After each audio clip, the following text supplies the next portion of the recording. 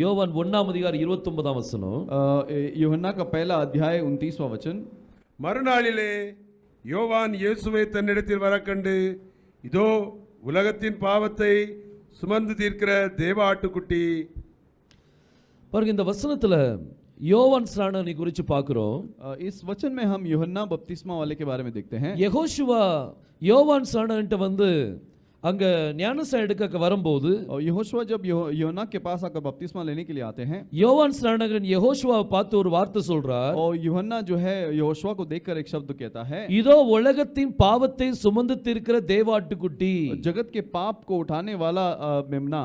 நான் இந்த யோவான் ஸ்நானகன் கர்த்தரை பார்த்த உடனே यूहन्ना परमेश्वर को देखते ही அங்க அவனுக்கு ஒரு தரிசனம் உண்டாகுது. वहां पर एक दर्शन उसे मिलता है. அதை பார்த்த உடனே அவன் கண்டுபிடிக்கிறான். उसे देखते ही वो पहचानता है. அங்க எத்தனையோ நபர்கள் நின்னுட்டு இருந்தாங்க. वहां बहुत सारे लोग वहां पर थे.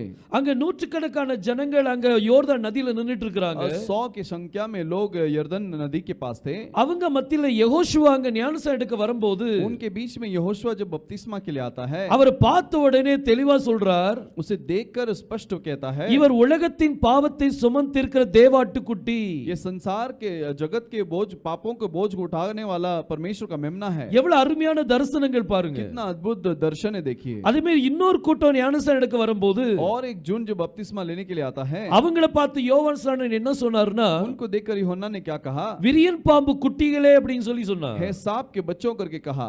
ஒரு தீர்க்கதரிசனுடைய பார்வை எப்படி இருக்கு பாருங்க. एक भविष्यद्वक्ता का नजर कैसा है देखिए. ஒரு நபரை பார்த்த உடனே एक व्यक्ति को देखने के बाद அவங்க யாருன்னு சொல்லுவாங்க. वो कौन है करके बोलेंगे. அவங்க விரியன் பாம்பு குட்டிகளா, वो सर्प के बच्चे हैं क्या, அல்லது தேவாட்டு குட்டியா அப்படின்னு சொல்லி தெரிஞ்சிரும். या फिर परमेश्वर के मेमने हैं क्या, देख இவங்க मालूम पड़ தேவனுடைய जाएगा. பிள்ளைகளா அப்படின்னு சொல்லி தெரிய வரும். या परमेश्वर के बच्चे हैं क्या मालूम पड़ जाएगा. பாருங்க, இதுதான் ஒரு தீர்க்கதரிசனுடைய தரிசனங்கள். देखिए यही एक भविष्यद्वक्ता का दर्शन होता है. கர்த்தர் ஒரு வரத்தை கொடுத்திருக்கிறார்ல. परमेश्वर ने एक वरदान दिया है ना. 9 வரத்துல ஒரு வரத்தை கர்த்தர் கொடுத்திருக்கிறார். 9 वरदान में एक वरदान दिया है. பிசாசுகளை பகுத்தறியக்கூடிய ஒரு வரம். शैतानों को पहचानने का एक दान. எப்படிப்பட்ட ஆவி அவங்களுக்குள்ள கிரியை செய்து, किस प्रकार का आत्मा उनके अंदर है, இது अடையாளம் கண்டு கொள்ளக்கூடிய ஒரு வரம். इसे पहचानने के लिए एक वरदान.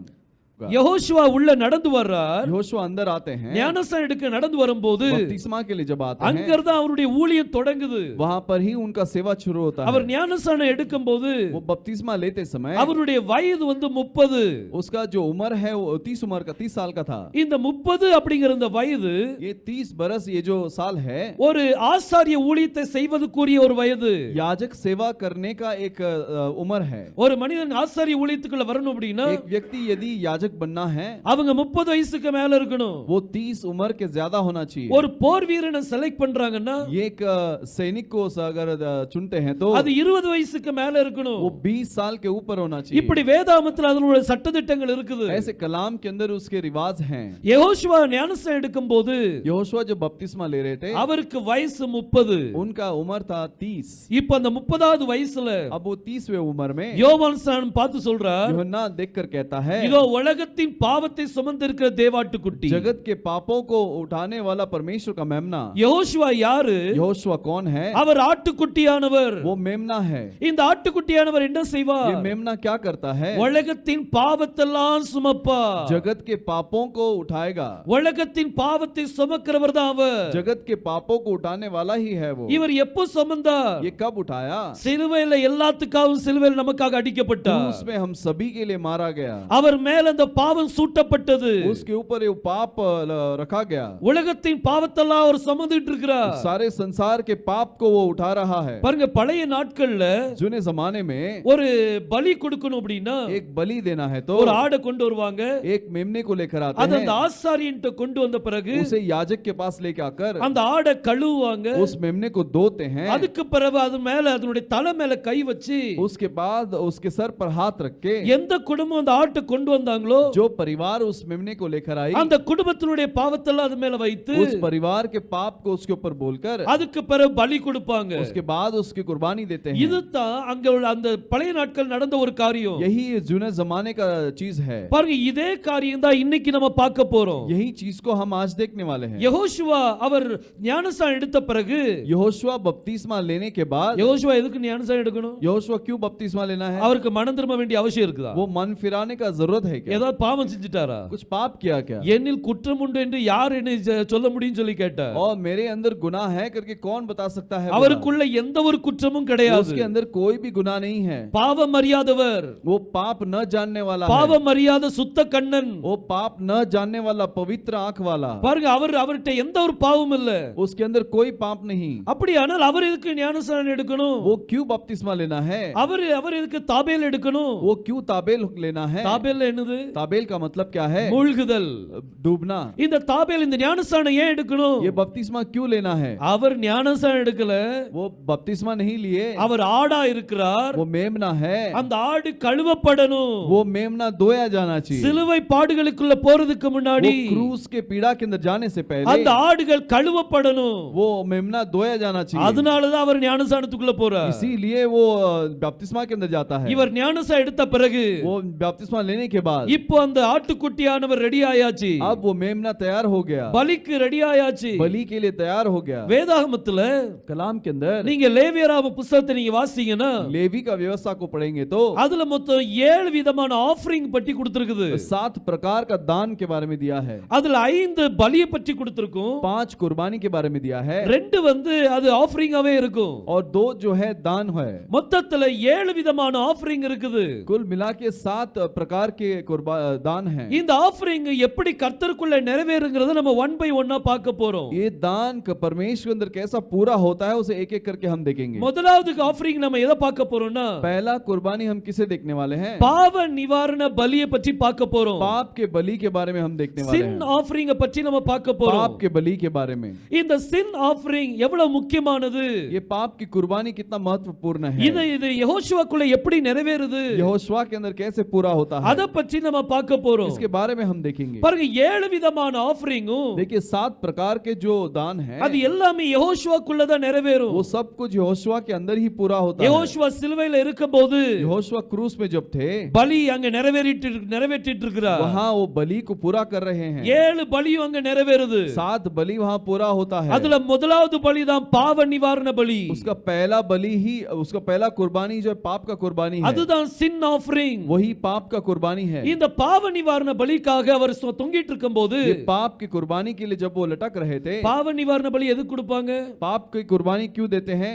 और நம்ம பாவம் செஞ்சிருக்கோம், हमने पाप किया है, அந்த பாவத்துக்கு பிராயச்சித்தமா उस पाप के प्रायश्चित में ஒரு ஆடு அங்க பலியாகணும். एक मेमना वहां पर बलि होना है. அப்போ நம்மளுக்கு அந்த பாவ மன்னிப்பு நம்மளுக்கு கிடைச்சிரும். तो हमारे लिए वो पाप का क्षमा हो जाएगा. நமக்கு கிடைக்கக்கூடிய தண்டனை हमें जो दंड मिलना चाहिए அது இப்ப அந்த ஆட்டு மேல செலுத்தியாச்சு. वो हम अब मेमने के ऊपर चढ़ा देते हैं. நம்ம செஞ்ச பாவத்துக்கு हमने जो पाप किया நமக்கு மரண தண்டனை வரணும். हमारे ऊपर मृत्यु आना चाहिए, ஆனா நமக்கு பதிலா அந்த ஆடு பலியாயாச்சு. लेकिन हमारे बदले में वो मेमना बलि हो जाता है. சில நேரம் வீடுகள்ல சில காரியங்கள் நடக்கும் பாருங்க. घरों में कुछ चीजें होती है, வீட்ல ஒரு சில சம்பவங்கள் நடக்கும். घरों में कुछ घटनाएं होती है, ஏதாவது ரொம்ப விபரீதமா நடக்குது அப்படின்னா, कुछ अलग होता है तो வீட்ல ஏதாவது ஒரு மிருகம் செத்து போச்சுன்னு வைங்களேன், घर में एक जानवर मर गया तो என் மேல வரக்கூடிய அந்த மிருகத்து மேல போயிட்டு அப்படி சொல்லுவாங்க. मेरे ऊपर जो आने वाला था वो जानवर के ऊपर चले गया. इसका ஏதாவது मतलब ரொம்ப கஷ்டமான சூழ்நிலை இருக்கும்.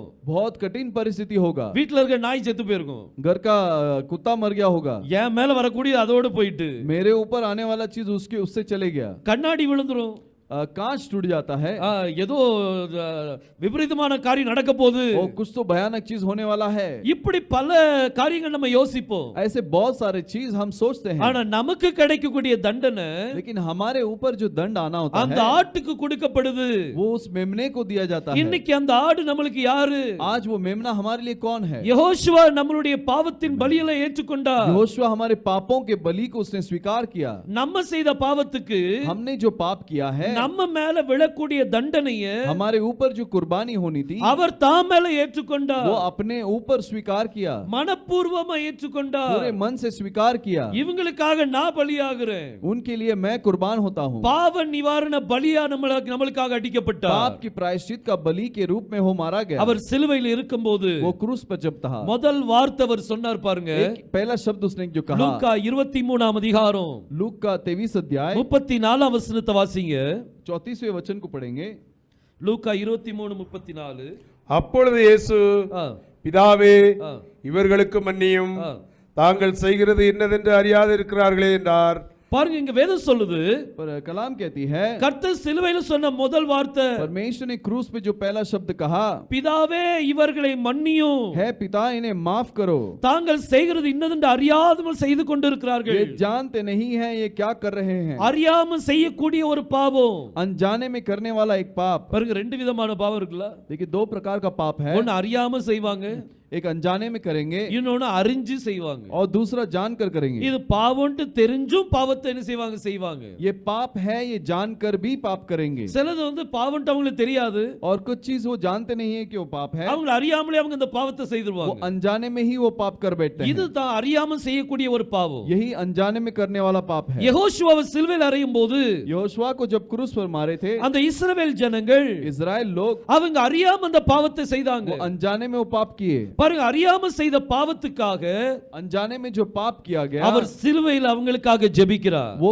क्रूस पे उनके लिए प्रार्थना करता है. தன்னை முதல் பலியா பாவ நிவாரண பலியா ஒப்பு கொடுக்கிறார். अपने आप को पहला पाप का बलि के रूप में सौंपता है. சின் ஆஃபரிங்கா ஒப்பு கொடுக்கிறார். पाप के बलि के रूप में सौंपता है. பாவ நிவாரண பலியா ஒப்பு கொடுத்து पाप के बलि के रूप में सौंपकर பாருங்க எப்படி ஒரு இந்த ஆஃபரிங் எப்படி ஒத்து போகுது பாருங்க. वो दान देखो कैसा संबंध आता है. அவர் நமக்காக பாவ நிவாரண பலியா ஆயிட்டார். वो हमारे लिए पाप का प्रायश्चित का बलि हो गया. எதுக்கு? क्यों? நம்ம செய்த பாவத்துக்காக அவர் அப்பமே மன்றாடிட்டார். हम जो पाप करते हैं वो तभी ही उसने मन्नत की. நம்மளுடைய பாவம் மன்னிக்கப்படணும். हमारा पाप माफ होना चाहिए. அதுக்காக தான் அவர் பாவ நிவாரண பலியா நமக்காக அடிக்கப்பட்டார். इसीलिए पाप के बलि के रूप में वो मारा गया. அவர்தான் நமக்கு பாவ நிவாரண பலி. वही हमारे पाप के प्रायश्चित का बलि है. ஒரு தடவை யோசேப்பை வித்துட்டாங்க.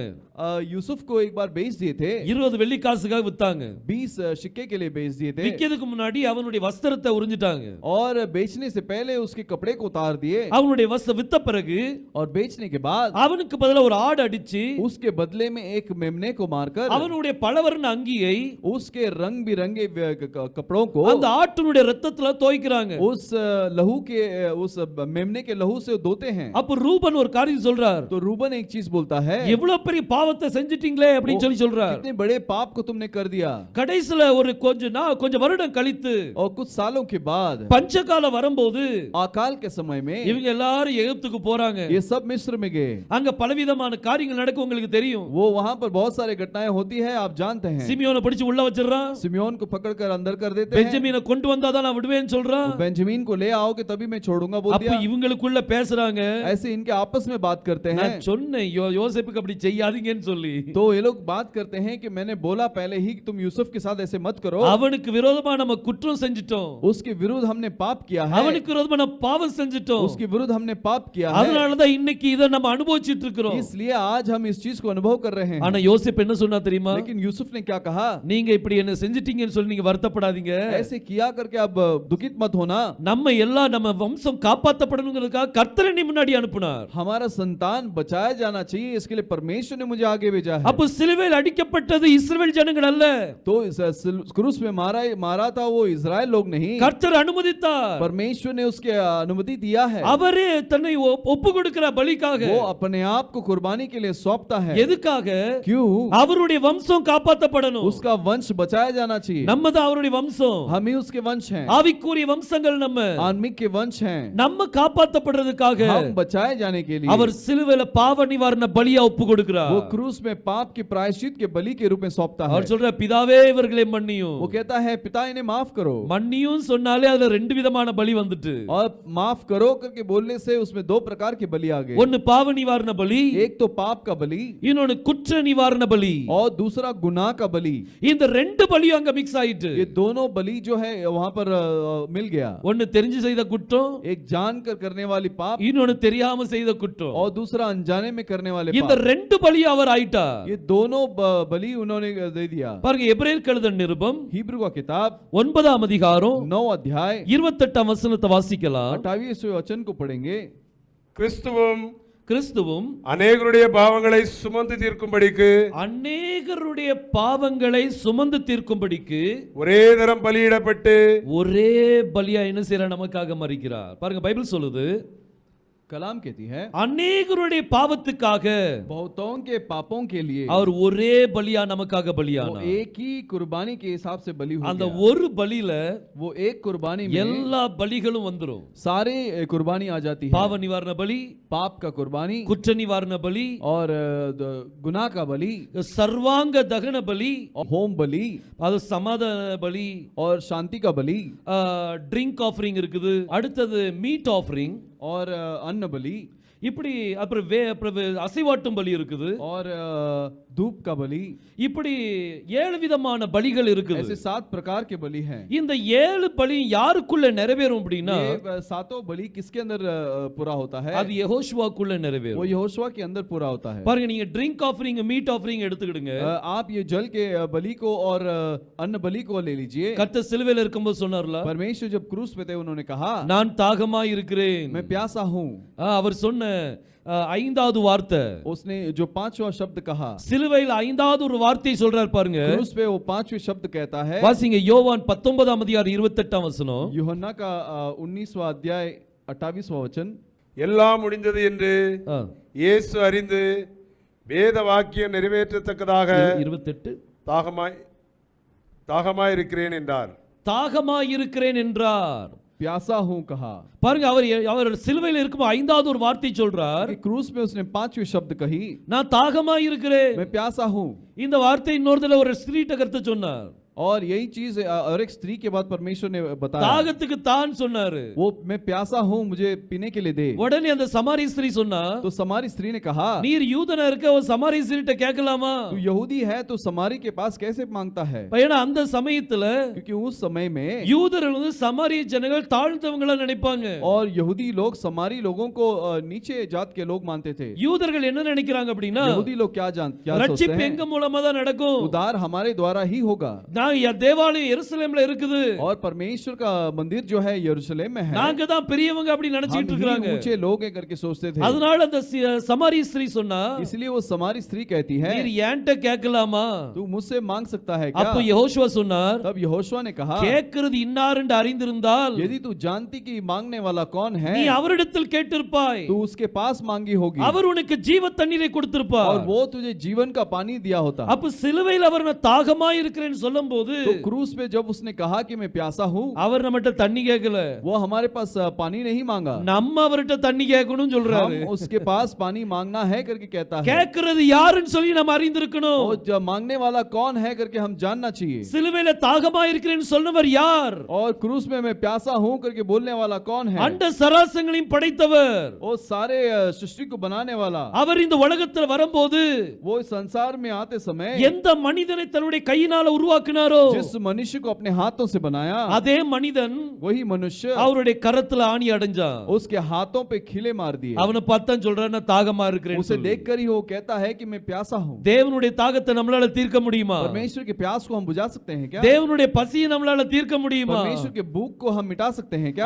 அவருடைய பசி வேற, उसका भूख अलग है, அவருடைய தாகமும் வேற. उसका प्यास भी अलग है। நான் தாகமா இருக்கிறேன்னு சொல்லும்போது मैं प्यासा हूँ करके जो बोला, அவர் என்ன நினைக்கிறாருன்னா, वो क्या सोचता है? நம்ம அவர்கிட்ட கேட்கணும். हम उससे मांगना है அவர் நமக்கு ஜீவ தண்ணீரை और கொடுப்பார். वो हमें जीवन के पानी को देगा। ஒரு நாளும் தாகம் எடுக்காத ஒரு தண்ணீரை கர்த்தர் கொடுப்பார். हमेशा प्यास ना आए ऐसे जल को देगा। இப்படி ஒவ்வொரு வார்த்தையா அவர் பேசிட்டு வர்றார். ऐसे एक एक शब्द वो बोलता आ रहा है। ஆறாவது வார்த்தை சொல்லும்போது और छठवीं शब्द बोलते समय எல்லாம் முடிஞ்சதுன்னு சொன்னார். वो सब कुछ समाप्त बोला। என்ன முடிஞ்சது?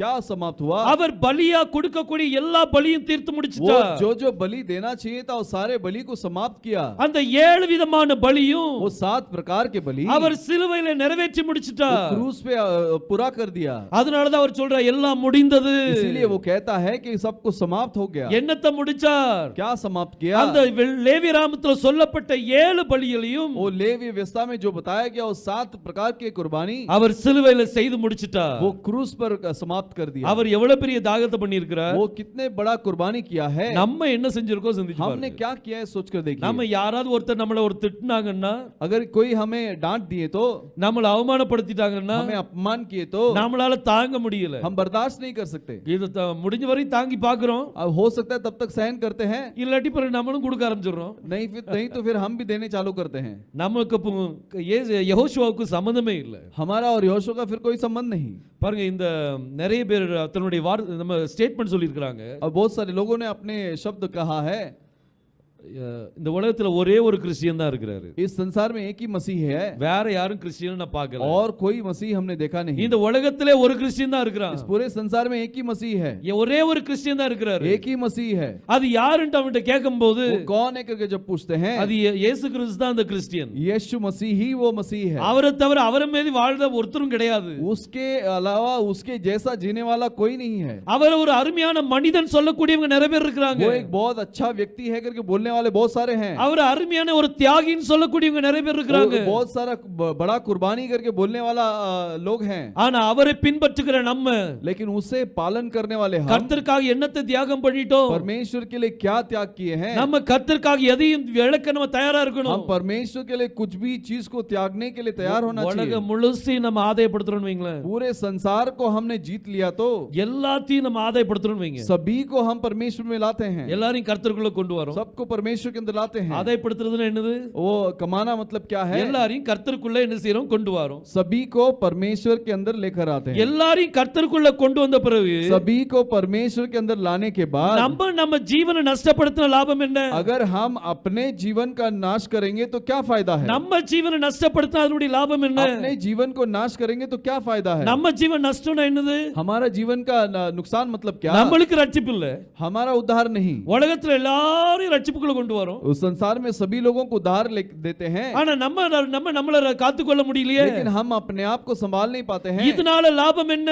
इसका क्या फायदा है? ஒரு தடவை ஒரு சமாரி ஸ்திரீ பாத்தீங்கன்னா, एक वो समारी स्त्री को देखेंगे तो அவ கிராமத்தையே ஆதாயப்படுத்தினா, वो पूरे गांव को जमा कर दी, எல்லாத்தையும் யோசுவாட்ட கொண்டு வந்தா. सभी को यहोशुआ के पास ले आई। கடைசில எல்லா ஜனங்களும் என்ன சொன்னாங்க தெரியுமா? आखिर में सभी लोगों ने क्या कहा?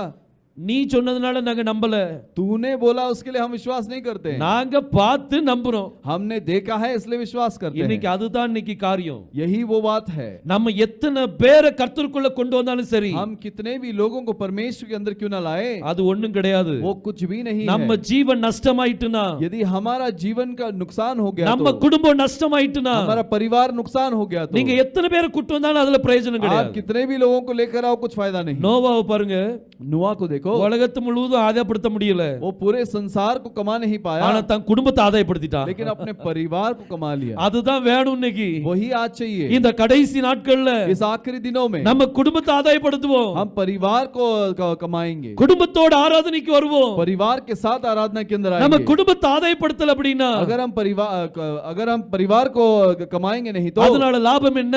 उसका फायदा क्या है? யெகோஷுவா என்ன செய்தார்? यहोशुआ ने क्या किया? தன்னுடைய குடும்பத்துக்காக சிலுவையில தன்னை ஒப்பு கொடுத்தார். अपने परिवार के लिए अपने आप को क्रूस पे कुर्बान किया। நம்ம இன்னைக்கு நம்ம குடும்பத்துக்காக என்ன தியாகம் பண்ணி இருக்கிறோம்? आज हम हमारे परिवार के लिए क्या कुर्बानी किए हैं? குடும்பத்துக்காக நம்ம தியாகம் பண்ணலன்னா, अगर परिवार के लिए हमने कुर्बान नहीं किया तो யெகோஷுவாவுடைய சுபாவம் உங்ககிட்ட இல்லன்னு சொல்லி அர்த்தம். यहोशुआ का गुण आपके अंदर नहीं है उसका मतलब। அவருடைய சுபாவம் நமக்குள்ள இருக்கு அப்படின்னா, उसका गुण यदि हमारे अंदर है तो அப்ப நம்ம குடும்பம் நம்மளால ஆதாயப்படணும். तो हमारा परिवार हमसे बचाया जाना चाहिए। குடும்பத்துக்காக நம்ம எல்லாத்தையும் சகிக்கணும். परिवार के लिए हम सबको सहन करना है। அப்படி சகித்தா यदि हम सहन करें तो நம்ம குடும்பத்தை ஆதாயப்படுத்த முடியும். तो हम परिवार को कमा सकते हैं। செதறி இருக்கிற குடும்பத்தை जो ஆதாயப்படுத்துறதுக்கு फैला हुआ परिवार है उसे इकट्ठा कर सकते அது हैं। இன்னைக்கு நம்ம கையில தான் இருக்குது. आज हमारे हाथ में है, நம்மளுடைய பேச்சுல இருக்குது, हमारे बातों में है, நம்மளுடைய செயல்ல இருக்குது, हमारे क्रिया में है। கர்த்தருடைய செயலை பாருங்க. परमेश्वर की क्रिया को देखो। அவர் நினைச்சா சிலுவையில போக வேண்டிய அவசியம் இல்ல, वो अगर सोचता तो क्रूस पे जाने का कोई जरूरत ஆனா नहीं, அவர் தன்னுடைய குடும்பத்துக்காக लेकिन वो अपने परिवार के लिए அவர் முழுமையா தன்னை ஒப்பு கொடுத்தார். पूरी तरह से अपने आप को सौंप दिया। அவர் அவமானப்பட்டார், वो अपमान किया गया, அதையும் அவர் சகிச்சிட்டாரு. उसे भी उसने सहन किया। அவருடைய வஸ்திரத்தை உரிஞ்சாங்க, उसके कपड़े को उन्होंने निकाल दिया। அவர் சிலுவையில இருக்கும்போது वो क्रूस पर जब थे அவர் வஸ்திரம் இல்லாமல் தொங்கிக் वो கொண்டிருந்தார். बिना वस्त्र के टंगे थे। அவர் அவமானப்படுத்தப்பட்டார். वो अपमान किया गया। யாருக்காக அவமானத்தை वो சகித்தார்? அது किसके लिए अपमान को सहन किया? அவர் பேதுரு பார்த்து சொன்னார், उसने पतरस को देखकर நீ कहा, உடனே பட்டயத்தை உருவிட்ட, तू अपना तलवार को तो निकाल लिया, உனக்கு தெரியாதா? तुझे तू जानता नहीं है क्या? நான் பிதாவினிடத்தில் ஜெபம் பண்ணா मैं परमेश्वर से पिता से प्रार्थना करूं तो 12 லேகியோன் தூதர்களை கர்த்தர் அனுப்புவார். 12 लेगियोन दूत को परमेश्वर भेजेगा, ஆனா நான் அதை செய்யலையே. लेकिन मैंने वो नहीं किया। கர்த்தர் அந்த காரியத்தை செய்யல. परमेश्वर ने उस काम को नहीं किया। இன்னைக்கு ஒரு பிரச்சனை வந்துட்டுனா आज एक समस्या आ गई तो இன்னைக்கு இவனுக்கு நான் யாருன்னு காமிக்கிறேன். आज मैं दिखाता हूं ये मैं कौन हूं, என்னுடைய இன்ஃப்ளூயன்ஸை காமிக்கிறேன். मेरे पहचान को मैं दिखाता हूं। என்னுடைய எனக்கு எவ்வளவு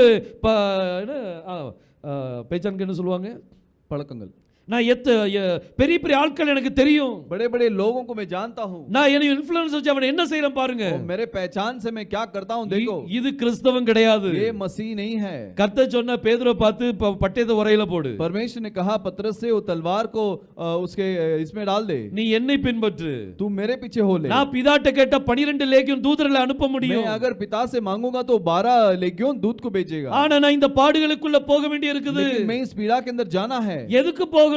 क्यों जाना है? என் குடும்பத்தை நான் பாதுகாக்கணும். मेरे परिवार को मैं बचाना है। என் குடும்பத்தினுடைய பாவத்துக்காக நான் நிக்கணும். मेरे परिवार के पाप के लिए मैं खड़ा रहना है। இன்னைக்கு ஒருத்தர் இப்போ ஐசக் ஜான் ஒரு தப்பு பண்ணிட்டாங்கன்னு வைங்களேன். अब समझ लीजिए आइजक और जॉन ने कुछ गलती कर दिया, அப்ப நான் என்ன செய்வேன்? तो मैं क्या करूंगा? அவங்க ரெண்டு தப்பு பண்ணிட்டாங்க. वो दोनों गुनाह कर दिए। ஆஸ் a ஃாதர் நான் என்ன செய்வேன்? पिता के रूप से मैं क्या करूंगा? அவங்கள பிடிச்சி அவங்கள அவமானப்படுத்துவேனா? उनको पकड़कर उनके अपमान करूंगा क्या? அவங்க ஏதோ ஒரு மறைவான பாவத்தை செய்றாங்கன்னு வைங்க. वो गुप्त पाप उन्होंने कर दिया, எனக்கு தெரிஞ்சு போச்சு. और मैं जान गया। நான் உடனே போய் என் தம்பிகிட்ட போய் சொல்லிட்டு मैं तुरंत मेरे छोटे भाई के पास जाके இப்படி बताकर இப்படி பண்ணிட்டாங்கப்பா, ऐसा कर दिया उन्होंने, எங்க அம்மாட்ட போய் இப்படி இப்படி பண்ணிட்டாங்க, और मेरे माँ के पास जाके ऐसे ऐसे कर दिया उन्होंने। அப்படி சொன்னா அதுக்கு அர்த்தம் என்னது? उसका ऐसे बोलूंगा तो उसका मतलब क्या है? நான் ஒரு தகப்பனுடைய காரியத்தை நிறைவேற்றல. मैं एक पिता के चीज को नहीं पूरा करता। நான் என் குடும்பத்தையே நான் அவமானப்படுத்திட்டு இருக்கேன். मेरे परिवार को मैं अपमान कर रहा हूँ। நான் ஒவ்வொரு வீடுகளா போய் हर एक घर में जाकर என்னுடைய குடும்பத்தை பற்றி நான் பேசுனேன் அப்படினா मेरे परिवार के बारे में यदि बात करूं, அப்ப யெகோஷுவாவினுடைய ஆவி நம்மட்ட இல்லன்னு சொல்லி तो அர்த்தம். यहोशुआ का आत्मा हमारे अंदर नहीं है, ये मतलब है।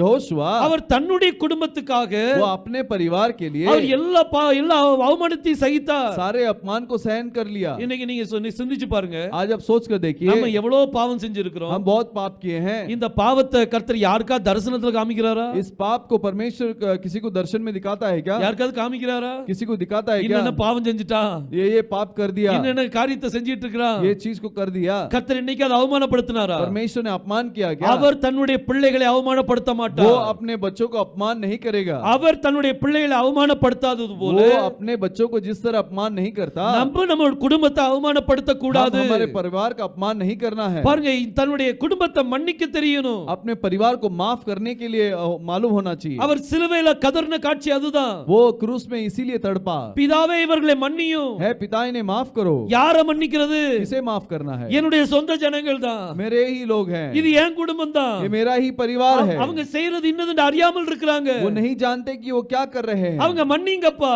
उन्हें माफ करो प्रभु। பிதாட்ட மன்னிப்பு கேக்குறார். और पिता से माफी मांगता இன்னைக்கு है। நம்மளுடைய குடும்பத்தினுடைய காரியத்தை நம்ம எப்படி செய்றோம்? आज हमारे पारिवारिक जीवन में हम क्या करते हैं? குடும்பம்னு சொல்லியாச்சுனா परिवार बोलने से நம்ம வீட்ல இருக்கிறது மட்டும் குடும்பம் இல்ல. हम घर पे रहते हैं, वो केवल वही परिवार नहीं।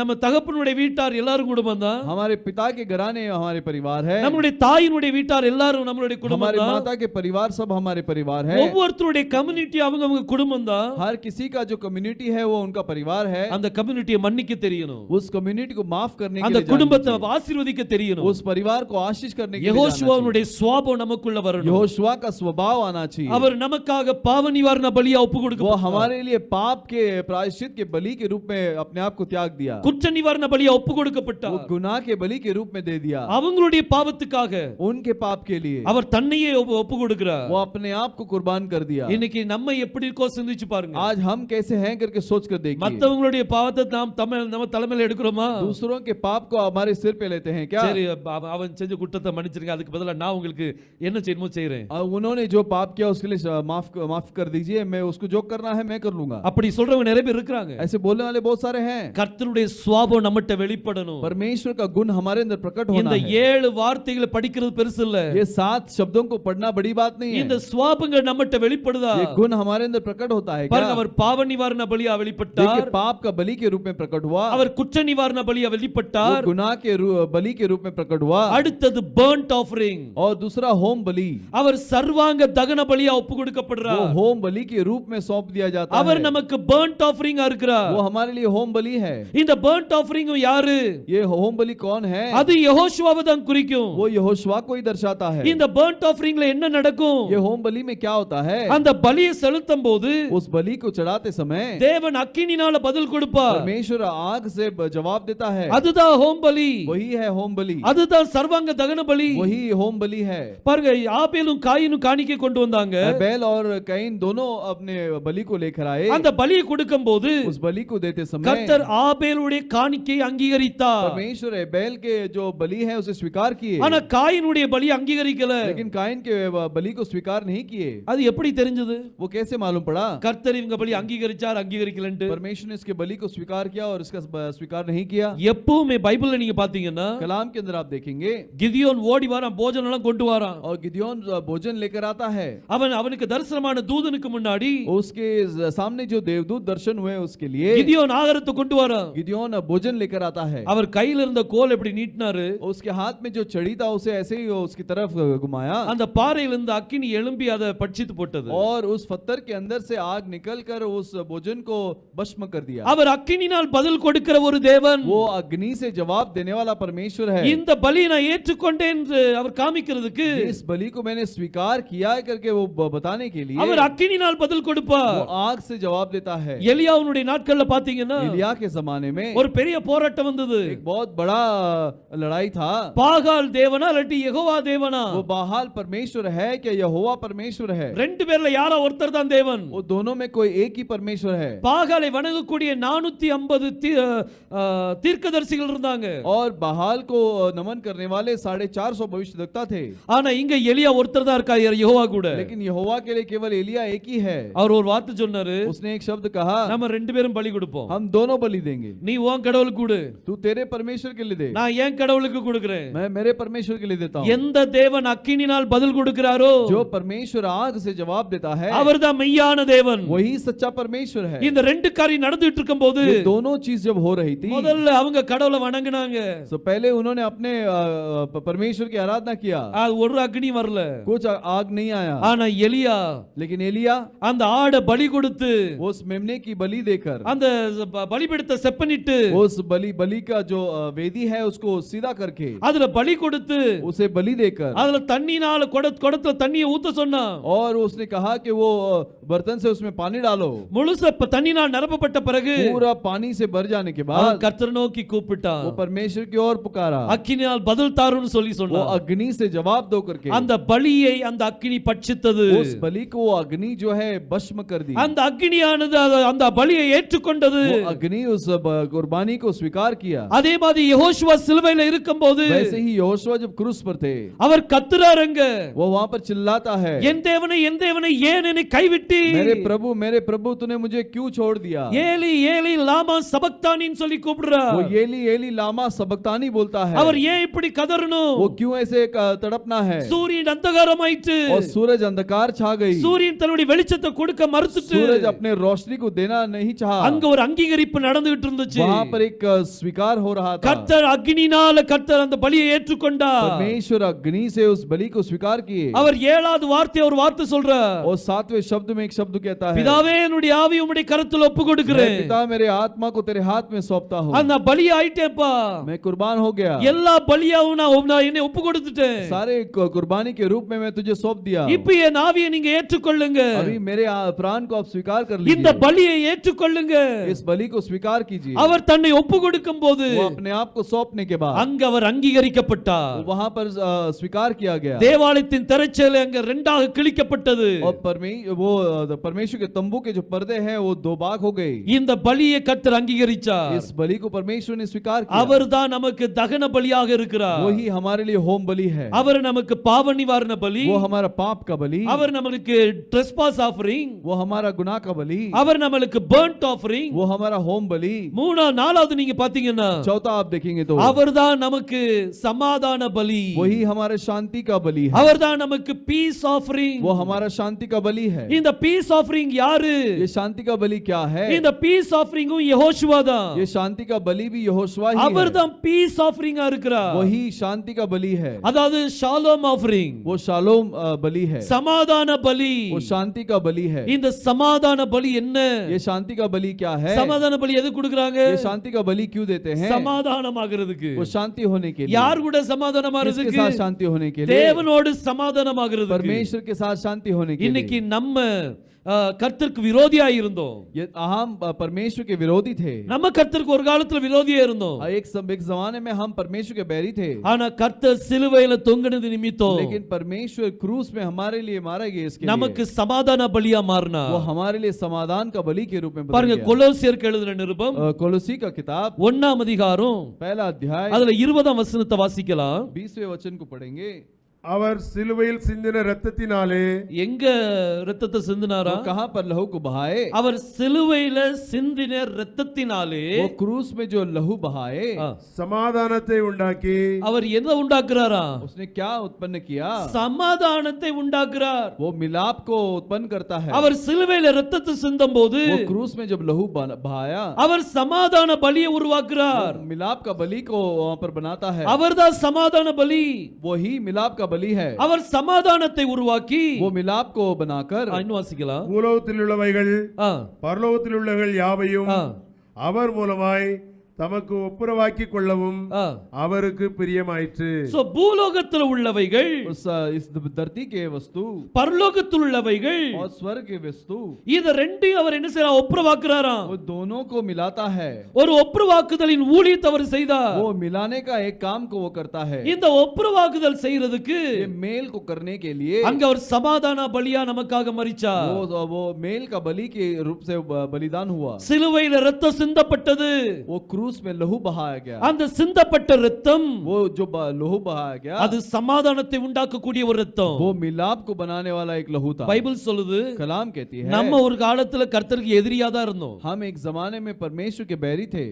தேவனுடைய சத்துருக்கள்னா பாருங்க. परमेश्वर के बैरी मतलब सोच लीजिए। அதனாலதான் கர்த்தர் சொன்ன சத்துருவை நேசின்னு சொல்லி इसलिए சொன்னார். परमेश्वर ने कहा कि बैरी से प्रेम रखो। கர்த்தருக்கு சத்ரு, परमेश्वर का बैरी நமக்கும் யார்தான்? हमारे लिए कौन है? சத்ரு தான். वो बैरी है। அவரே அந்த சத்ருக்கள் மேல நேசத்தை வைக்கும் போது वो जब अपने बैरी के ऊपर प्रेम कर सकता है, நம்ம சத்ரு நேசிக்க தான் ஆகணும். हम अपने बैरियों से प्रेम करना ही है। இந்த உலக எனக்கு இவன் தான் பெரிய சத்ரு, यही मेरा बहुत बड़ा बैरी है, இவன் தான் பெரிய சத்ருன்னு சொல்லுவாங்க. यही बहुत बड़ा शत्रु है। நீங்க யார பெரிய சத்ருன்னு நினைக்கிறீங்களோ आप जिसे बड़ा शत्रु मानते हैं, அவங்கள தான் நீங்க நேசிக்க வேண்டி இருக்குது. उनसे ही आप प्रेम रखना है। இந்த உலகத்துல நம்ம கர்த்தருக்கு சத்ருவா இருந்தோம். इस संसार में हम परमेश्वर के लिए शत्रु थे। அவருடைய குமாரனின் மரணத்தினாலே எப்படியா? कैसे? அவருடைய குமாரனின் மரணத்தினாலே. उसके पुत्र के मृत्यु से। எங்க மரித்தார்?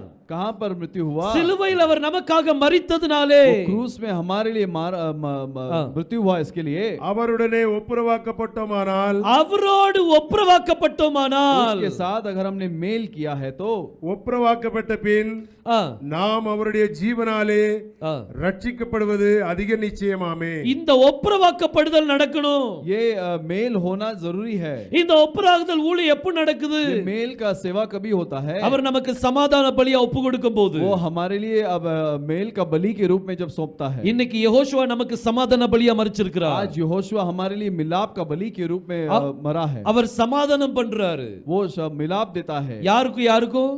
किसका मिलाप करता है? தேவனுக்கும் ஜனங்களுக்கும் இடையில சமாதானத்தை உருவாக்குறாரு. परमेश्वर और लोगों के बीच में शांति फैलाता है। இந்த ஜனங்கள் வந்து தேவனுக்கு சத்ருவா இருக்காங்க. ये लोग परमेश्वर के बैरी हैं। இவங்க ரெண்டு பேரும் சமாதானம் பண்றாரு. इन दोनों का मिलाप करता है। இவங்க ரெண்டு பேரும் ஒப்புரப்படுத்துறாரு. इन दोनों को मिलाता है। ஒப்புரவாக்குறதுக்கு இவர் என்ன செய்தாரு? ये मिलाप करने के लिए क्या करता है? சிலுவையில ரத்தத்தை சிந்தினார். क्रूस में लहू बहाता है। இன்னைக்கு நம்ம குடும்பத்துல சமாதானம் வேணும்னா, आज हमारे परिवार में अगर शांति चाहिए, எப்படி யெகோஷுவா தன்னுடைய குடும்பத்துக்காக நடுவுல நின்னாரோ, जैसे यहोशुआ अपने परिवार के लिए बीच में खड़े थे, அதுமே நம்ம குடும்பத்துக்காக நிக்கணும். वैसे ही हम हमारे परिवार के लिए खड़ा रहना है। நம்மளால தேவனுக்கு சத்ருவா மாறிட கூடாது. हमारे वजह से परमेश्वर का बैरी नहीं बनना चाहिए। நம்ம குடும்பம் हमारा परिवार தேவனுக்கு சத்ருக்களா இருக்கிறாங்கன்னா, अगर परमेश्वर के लिए बैरी हैं तो இவங்களை சமாதானம் பண்றதுக்கு நம்ம இருக்கணும். उनको शांति देने के लिए हम होना चाहिए। இவங்களை சத்ருவாக்குறதுக்கு நம்ம இருக்க கூடாது. इनको विरोधी बनाने के लिए हम नहीं रहना चाहिए। குடும்பம்னா யாருன்னு சொன்னேன்? परिवार कौन है?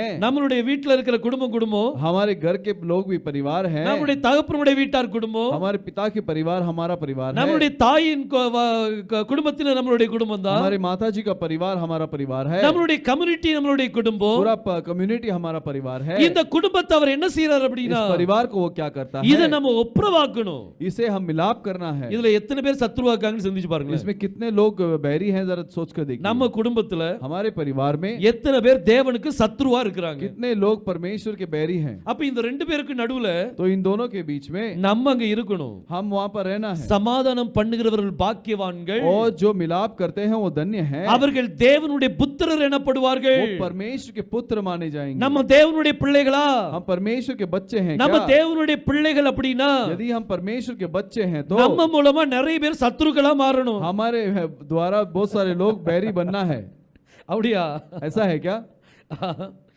நம்மளால நிறைய பேர் சமாதானமாகணும்। हमारे वजह से बहुत सारे लोग शांति पाना है। சத்ருவா மாறக்கூடாது। वो बैरी नहीं बनना। நம்ம குடும்பத்துக்கு நம்ம தான் அங்க நிக்கணும்। हमारा परिवार के लिए हम ही वहां पर खड़ा रहना எப்படி है। யெகோஷுவா தன்னுடைய குடும்பத்துக்காக நின்னாரோ कैसे यहोशुआ हमारे परिवार के लिए खड़े थे, அந்த அபிஷேகம் நம்ம மேல இருக்குமானா वो अभिषेक यदि हमारे पास होगा நீங்க சமாதானம் பண்ணுகிறவர்களா இருப்பீங்க। आप शांति लाने वाले होंगे। எவ்வளவுதான் கோபம் வரட்டுமே, कितना भी गुस्सा आने दो, கோபம் செய்தாலும் பாவம் செய்யாதீர்கள்। अगर गुस्सा आया तो भी पाप नहीं करना।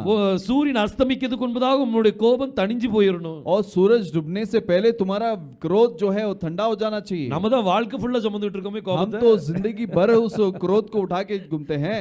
நம்ம அப்படி சுமக்க கூடாது। हम ऐसे नहीं उठाना। நம்மளுடைய வாழ்க்கையில இந்த சின்ன சின்ன மிஸ்டேக் எல்லாம் எடுத்து போடணும்। हमारे जीवन में छोटी छोटी गुनाह गलतियों को निकाल देना है। சமாதானம் இருக்கணும், शांत होना चाहिए। சமாதானம் இல்ல அப்படினா शांति अगर नहीं है तो அந்த கோபத்தை நம்ம நினைச்சுக்கிட்டே இருந்தோம்னா उस क्रोध को अगर हम सोचते रहेंगे तो நமக்கு விரோதமா மாற மாட்டாங்க, हमारे विरुद्ध नहीं बदलेंगे। நம்மளால கர்த்தருக்கு விரோதமா மாறிடுவாங்க। हमारे वजह से परमेश्वर के बैरी बन जाएंगे। நம்ம பகையா மாறக்கூடாது। हम बैरी नहीं बनना। சிந்திச்சு பாருங்க நம்ம எப்படி இருக்கோம்னு சொல்லி। सोच कर देखिए हम कैसे हैं। நம்ம சமாதானம் பண்ணுகிறவர்களா இருக்கணும்। हम शांति मिलाप देने वाले लोग பாருங்க சத்துருக்களாய் இருந்த நம்மளை जो बैरी हम थे அவருடைய குமாரனின் மரணத்தின் நிமித்தம், उसके मृत्यु की वजह से, அவருடைய குமாரனின் மரணத்தின் நிமித்தம் उसके पुत्र के मृत्यु की वजह से நம்மளை ஒப்புரவாக்கிட்டார்। हमें वो मिलाप कर दिया। அவர் நமக்கு சமாதான பலியா वो காணப்படுறார்। हमारे लिए मिलाप का बलि के रूप में दिखाई பாருங்க दिया। முதல்ல sin offering, पहले पाप का बलि, அப்புறம் trespass offering, उसके बाद गुनाह का बलि, அப்புறம் burnt offering, और उसके बाद होम बलि, அப்புறம் சமாதான பலி, उसके बाद मिलाप का बलि, அடுத்தது ஐந்தாவது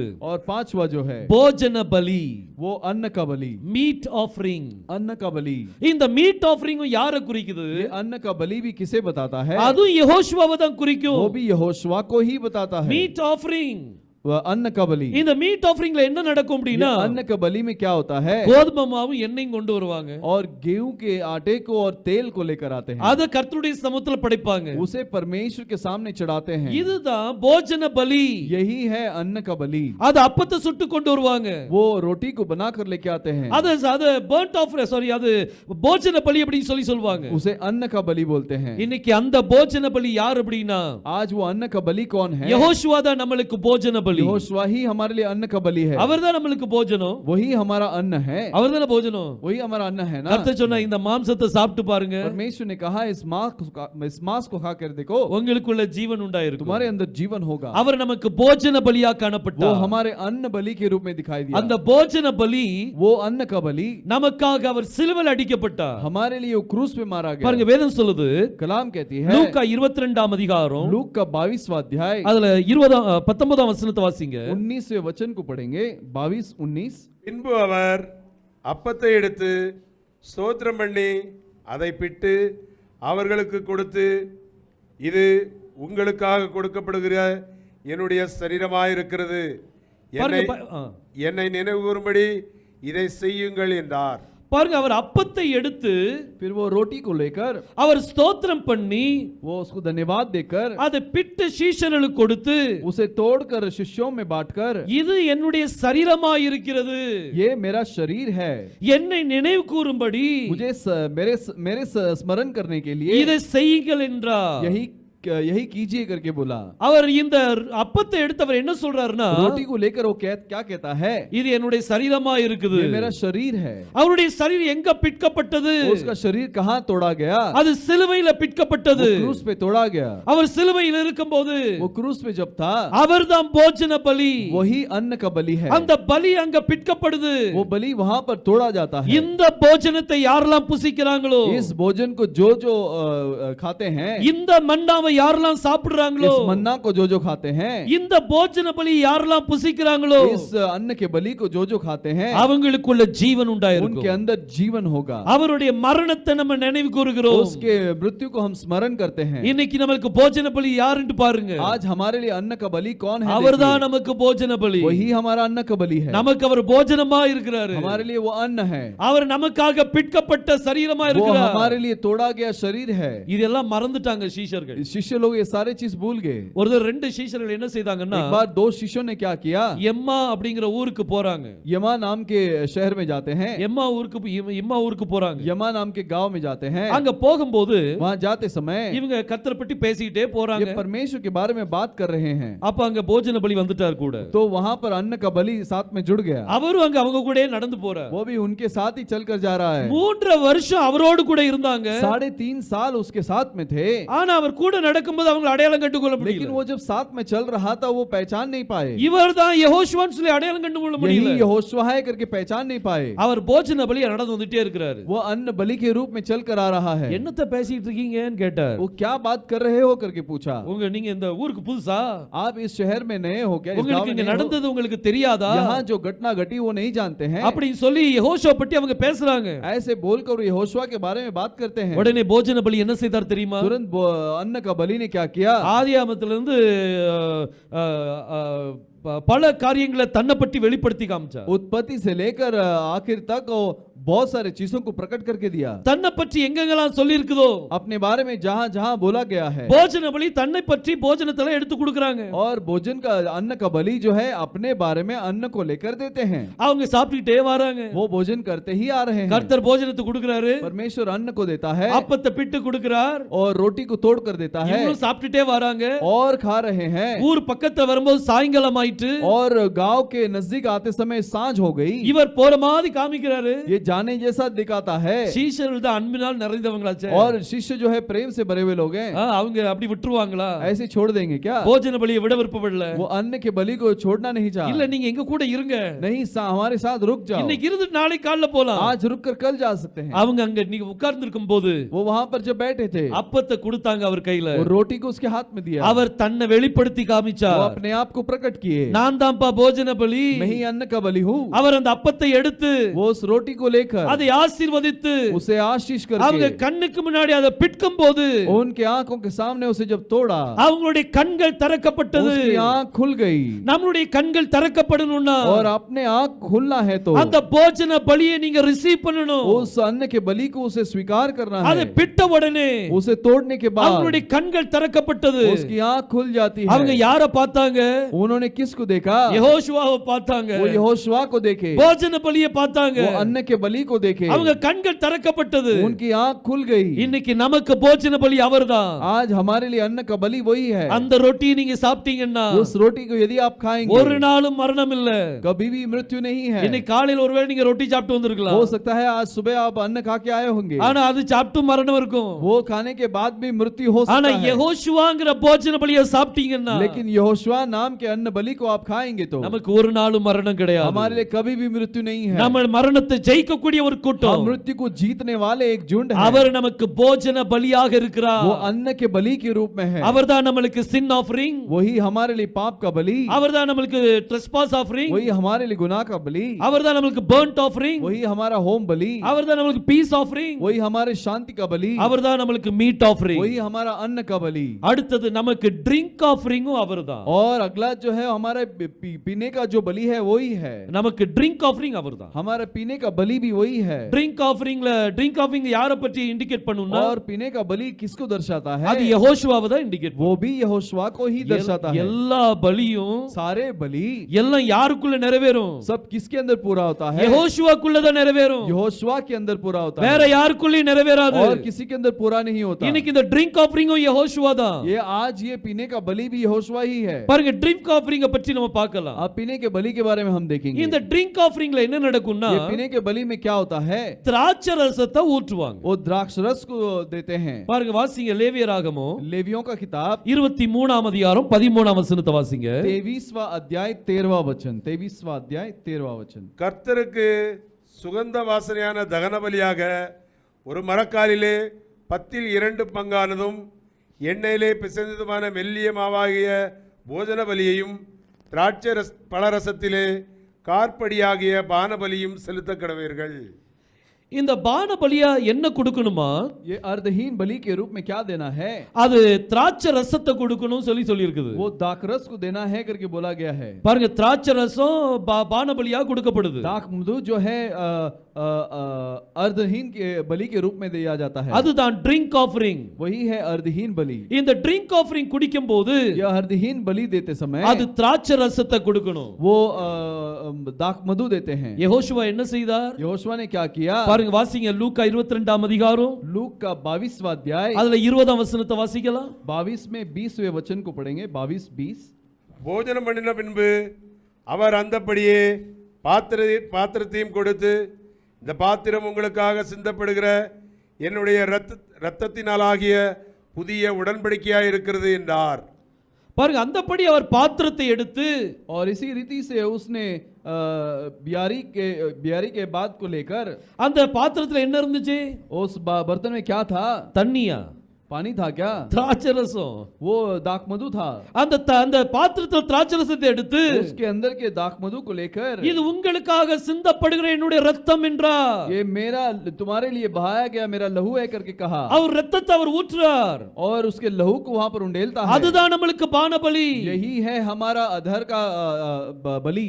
அவர் நமக்கு சிலுவையில் ரத்தத்தை சிந்தும்போது वो हमारे क्रूस पे लहू बहाते समय நமக்கு பான பலியா ரத்தத்தை சிந்துறார். और हमारे बलि के रूप में वो देता है. இது உங்களுக்காக ஒரு புது உடன்படிக்கையா இருக்கிறது. ये तुम्हारे लिए एक नया प्रतिज्ञा है. இரத்தத்தினால் உண்டாயிருக்கிற புது உடன்படிக்கை. और लहू से बनाया गया नया व्यवस्था. யார் கூட உடன்படிக்கை? किसके साथ व्यवस्था? தேவனோடு நீங்க ஒரு உடன்படிக்கை பண்றீங்க. परमेश्वर के साथ में एक व्यवस्था करते हैं. அந்த திராட்சை ரசத்தை நீங்க குடிக்கும்போது उस दाख मधु को आप पीते समय அதுதான் ட்ரிங்க் ஆஃபரிங். वही है उस पीने का जो ऑफरिंग है. அங்க சிலுவையில் அவர் தன்னுடைய ரத்தத்தை அங்க சிந்துறார். वो क्रूस पे अपने लहू को बहाता है. அவர் ட்ரிங்க் ஆஃபரிங்கா சிந்துறார். பாருங்க, वो अपने लहू को एक पीने के ऑफरिंग के मानी तो बहाता है. இன்னைக்கு நமக்கு அந்த ட்ரிங்க் ஆஃபரிங் அவர்தான். आज हमारे लिए वो पीने का बलि वही है. கர்த்தர் சொன்னார், परमेश्वर ने कहा இந்த மாம்சத்தை நீங்க சாப்பிடுங்க, इस मांस को खाओ, ரத்தத்தை குடிச்சு பாருங்க, और लहू को पियो, உங்களுக்குள்ள ஜீவன் உண்டாயிருக்கும். तुम्हारे अंदर जीवन होगा. அந்த ரத்தத்தை நம்ம குடிக்கணுமா? उस लहू को हम पीना है. கழுகு குஞ்சுகள் என்ன செய்யும்? और उखाब के बच्चे क्या करेंगे? அடிக்கப்பட்ட ஆட்டுடைய ரத்தத்தை உரியும். वो मारे गए मेमने के लहू को चूसेगा. நம்ம கழுகு குஞ்சுகள், हम ही उखाब के बच्चे हैं. நம்ம ரத்தத்தை உரியணும். हम उस लहू को चूसना है. வேஸ்ட் பண்ணிராதீங்க. उसे व्यर्थ मत छोड़ दीजिए. பாருங்க, இந்த பறவைகள் மிருகங்கள் பாத்தீங்கன்னா आप पक्षियों को जानवरों को देखेंगे. வேட்டையாடும் போது वो जब शिकार करते ஒரு हैं, சிங்கத்தை எடுத்துக்கிடுங்களேன். एक सिंह को ले लीजिए. ஒரு மானை வேட்டையாடுது. एक हिरन का शिकार करती है. வேட்டையாடும் போது शिकार करते समय அதனுடைய கழுத்தை பிடிச்ச உடனே उसके गले को पकड़कर பிடிச்சா என்ன ஆகும்? पकड़ेंगे तो क्या होगा? ரத்தம் சிந்தணும்ல. लहू बहना चाहिए ना. ஒரு ரத்தத்தை விடாது.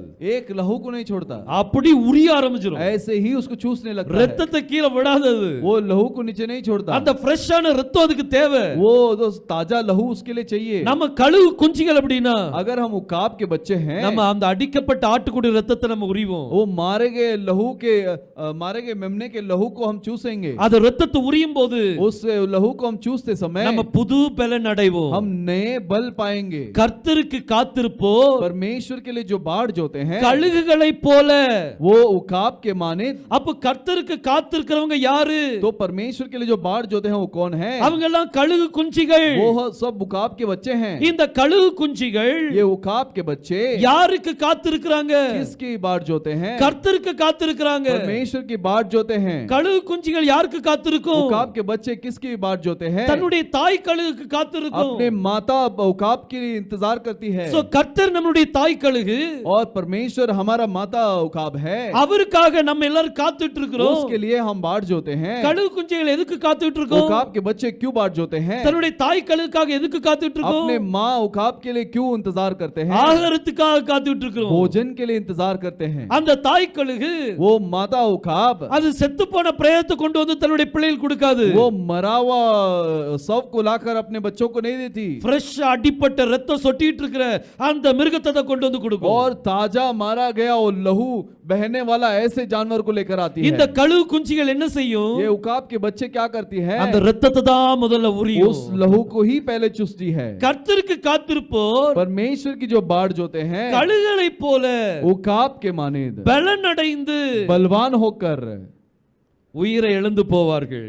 और ऊंचे उठ जाएंगे. அந்த பலன் எங்க கிடைக்குது? वो बल कहां पर मिलेगा? அந்த ரத்தத்துல கிடைக்குது. वो लहू के अंदर मिलेगा. இன்னைக்கு யெகோஷுவாவின் ரத்தத்துல आज यहोशुआ के लहू के अंदर அதுதான் நமக்கு ட்ரிங்க் ஆஃபரிங். वही हमारे लिए पीने का बलि है. அத குடிங்க கொஞ்சம். उसे पी लीजिए. இது உங்களுக்காக சிந்தப்படுகிற என்னுடைய ரத்தம். ये आपके लिए बहाया गया मेरा लहू है. யெகோஷுவா தன்னுடைய 12 கழுகு குஞ்சுகளை பார்த்து சொன்னார். अपने 12 गरुड़ के बच्चों को परमेश्वर ने कहा ஒரு பாத்திரத்துல திராட்சை எடுத்துட்டு एक बर्तन में दाख मधु लेकर இது உங்களுக்காக சிந்தப்படுகிற என்னுடைய ரத்தமா இருக்குது.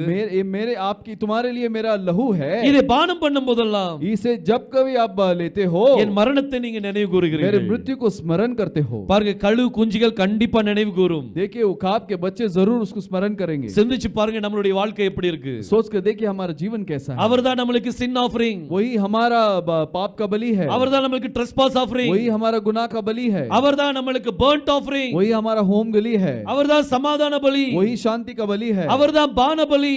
वही है वो पीने अन्न का बलि है.